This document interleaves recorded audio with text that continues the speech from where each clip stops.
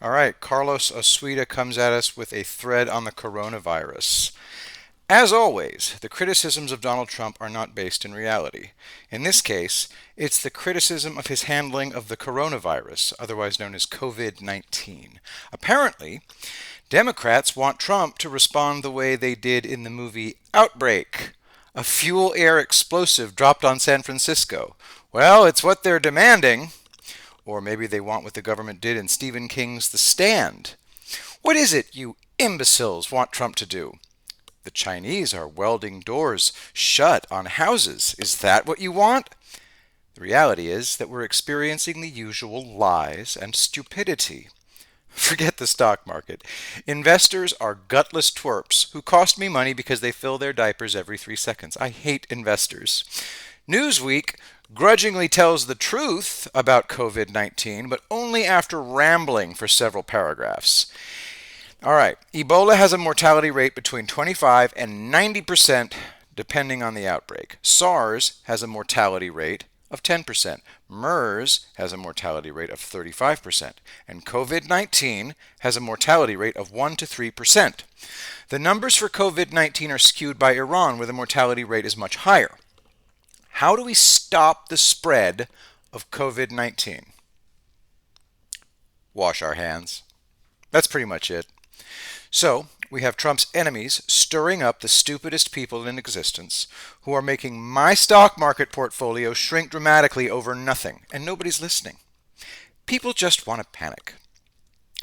Then panic. By panicking, you can ensure that Trump isn't reelected. You can ensure that we elect a Democrat who lays waste to the economy and puts us too far behind to ever recover. Because this time that's the plan. Government by fiat, absolute dictatorship. So go ahead and do it. One election is all it'll take. Now, of course, that won't happen. Trump is already outsmarting his enemies and his stupid-ass, panicky supporters. But he shouldn't have to work this hard. Ever heard of the Battle of Los Angeles? On the night of February 24th, 1942, all the Army anti-aircraft and coastal defenses opened fire on the moon and the ocean. Yep, pure panic. Since there was nothing to hit, the rounds fell on the city. Nobody knows how much damage was done. The hell of it is, the safest place to be during an air raid is in an anti-aircraft gun position. There was literally no reason in the world to panic. As the shooting spread, coastal defenses started firing at waves. Again, why? There was no incoming fire. During an amphibious landing, aircraft and ships destroy the coastal defenses first. The enemy doesn't just sail up to the beach and unload troops. But there was no evidence of a landing. The men simply lost their heads. I have no patience for this sort of thing. If I were in charge, I would have put every single person's butt in a sling. Panic is unforgivable. What does this solve? Carlos posts a YouTube video of an airplane that's in turbulence, and a woman on the plane is absolutely screaming and losing her mind.